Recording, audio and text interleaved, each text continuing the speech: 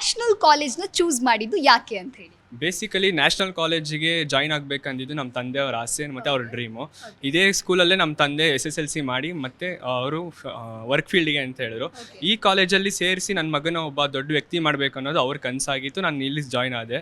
ಮತ್ತು first ಡೇನೇ cultural program ಆಗಲಿ ಅಥವಾ ಕಾಲೇಜ್ ಅಡ್ಮಿಷನ್ ಮಾಡೋಕ್ಕೆ ಅಂತ ಬಂದಾಗಲಿ ಅವ್ರು ಅಟೆಂಡ್ ಆದಾಗ ಇಲ್ಲಿರೋ ಟೀಚರ್ಸ್ ವ್ಯಕ್ತಿತ್ವಗಳನ್ನ ನೋಡಿ, ಕ್ಯಾರೆಕ್ಟರ್ಸ್ಗಳನ್ನ ನೋಡಿ ಇವನು ದೊಡ್ಡ ಮನುಷ್ಯ ಆಗೇ ಆಗ್ತೀನಿ ಅಂತ ನಂಬಿಕೆ ಇಟ್ಟು ಇಲ್ಲಿ ಜಾಯ್ನ್ ಮಾಡಿಸಿ ನನ್ನ ಇಲ್ಲಿ ಓದಿಸ್ತಿದ್ದಾರೆ.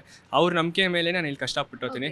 ಇಲ್ಲಿರೋದ್ರಿಂದ ನನಗೆ ಎಲ್ಲ ಥರ ಎಜುಕೇಷನಿಂದ ಹಿಡಿದು ಕಲ್ಚರಲ್ ಆ್ಯಕ್ಟಿವಿಟೀಸ್ ಆಗಲಿ ಎಲ್ಲದರಲ್ಲೂ ನಾನು ಮುಂದುವರೆದಿದ್ದೀನಿ, ಮುಂದೆ ಇದ್ದೀನಿ. ಆ್ಯಕ್ಚುಲಿ ನಾನು ಓದಿದ್ದು ನ್ಯಾಷನಲ್ ಹೈಸ್ಕೂಲಲ್ಲಿ.